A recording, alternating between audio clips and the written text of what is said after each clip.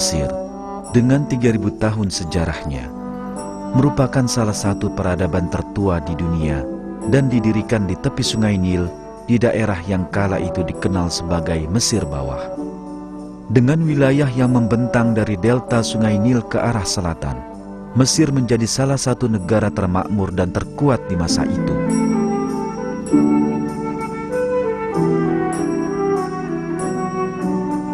Bangsa Mesir memiliki pengetahuan maju dalam bidang matematika, astronomi, arsitektur, dan seni. Dengan pengetahuan yang mereka peroleh, mereka membangun istana dan piramida yang rahasianya masih belum terungkap sampai hari ini. Peradaban Mesir kuno mengenyam masa jayanya dalam panggung sejarah selama kurun waktu yang diperuntukkannya dan kemudian sirna. Mesir kuno yang tampak sangat beradab di permukaan, sejatinya adalah sebuah tatanan yang didirikan di atas darah dan air mata orang-orang tidak berdosa. Sungguh, Allah menggambarkan Mesir kuno dalam Al-Quran sebagai contoh nyata sebuah sistem pengingkaran terhadap Allah. Dalam salah satu ayat Al-Quran, salah seorang penguasa Mesir yang kejam, Fir'aun, menyatakan ketuhanannya dalam kata-katanya sendiri. Hai kaumku, bukankah kerajaan Mesir ini kepunyaanku, dan bukankah sungai-sungai ini mengalir di bawahku? Maka apakah kamu tidak melihatnya? Bangsa Mesir menyembah berhala yang mereka buat dengan tangan mereka sendiri dan mengharapkan berkah dari patung-patung ini. Salah satu penyimpangan utama dalam sistem pengingkaran ini adalah para raja yang menganggap diri mereka sendiri sebagai Tuhan. Para raja yang percaya bahwa diri mereka adalah Tuhan akan menikahi saudara wanita mereka sendiri untuk menghindari percampuran darah mereka dengan orang biasa. Mereka akan memaksakan titah ketuhanan yang mereka putuskan menurut nafsu dan keinginan duniawi mereka sendiri pada orang-orang di sekitar mereka dan menghabisi siapapun yang melawan perintah mereka. Raja-raja ini adalah para Fir'aun yang memerintah peradaban Mesir selama ratusan tahun. Begitu besar kekuasaan para Fir'aun atas bangsa Mesir sehingga setiap orang tunduk kepada mereka. Raja-raja ini adalah pemerintah, pemilik dan pengatur seluruh negeri, wilayah negara, dan sungai Nil. Semua bentuk produksi di negeri itu disimpan dengan pengawasan ketat dan dipersembahkan kepada sang Fir'aun. Fir'aun pada gilirannya menikmatinya dengan sangat tidak adil untuk kepentingan kalangan yang terdekat dengannya. Orang-orang selain orang Mesir tidak memiliki hak hidup atau berbicara.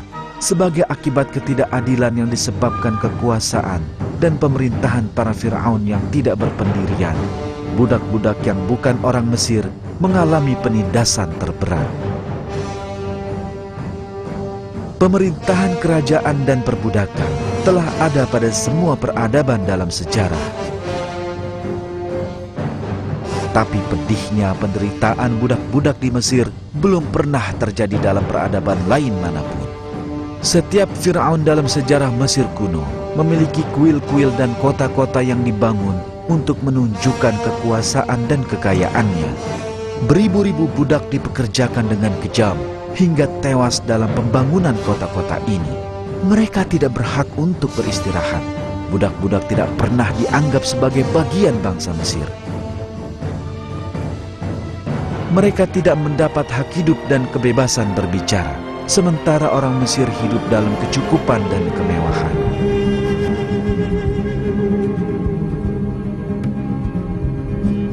Kelas budak ini adalah Bani Israel yang merupakan keturunan Nabi Ibrahim.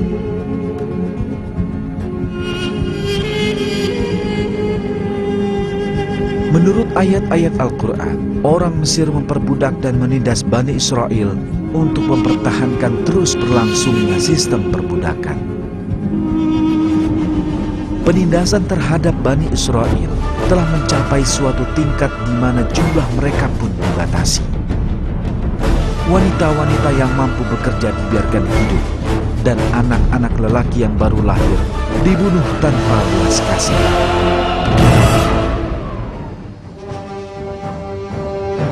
Allah menggambarkan keadaan ini dalam salah satu ayat yang ditujukan pada Bani Israel. Dan ingatlah, ketika kami selamatkan kamu dari Fir'aun dan pengikut-pengikutnya, mereka menimpakan kepadamu siksaan yang seberat-beratnya. Mereka menyembelih anak-anakmu yang laki-laki dan membiarkan hidup anak-anakmu yang perempuan. Dan pada yang demikian itu, terdapat cobaan-cobaan yang besar dari Tuhanmu. Dalam keadaan seperti itulah, Allah mengirim seorang Rasul yang akan memerangi penindasan dan kekejaman ini, mengingatkan manusia untuk menuju jalan kebenaran dan membebaskan Bani Israel dari perbudakan. Rasul ini adalah Nabi Musa.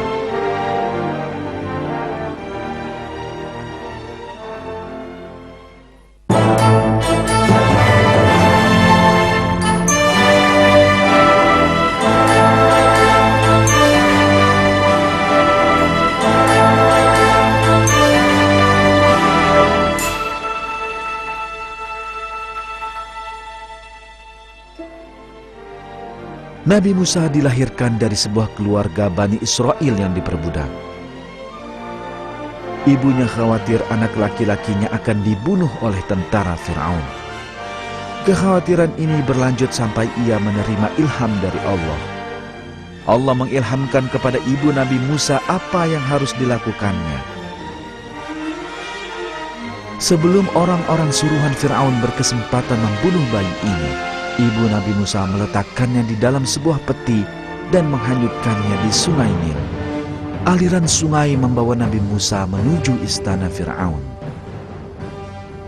Maka dipungutlah ia oleh keluarga Fir'aun, yang akibatnya dia menjadi musuh dan kesedihan bagi mereka.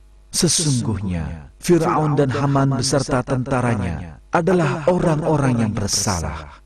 Dan berkatalah istri Fir'aun, "Ia penyejuk mata hati bagiku dan bagimu. Janganlah kamu membunuhnya. Mudah-mudahan ia bermanfaat kepada kita, atau kita ambil ia menjadi anak." Sedang mereka tiada menyadari. Demikianlah, sesuai takdir yang telah Allah tetapkan, Fir'aun dan keluarganya menyelamatkan Nabi Musa dari sungai dan mengangkatnya sebagai anak. Nabi Musa mulai dibesarkan sebagai seorang bangsawan Mesir di istana Fir'aun.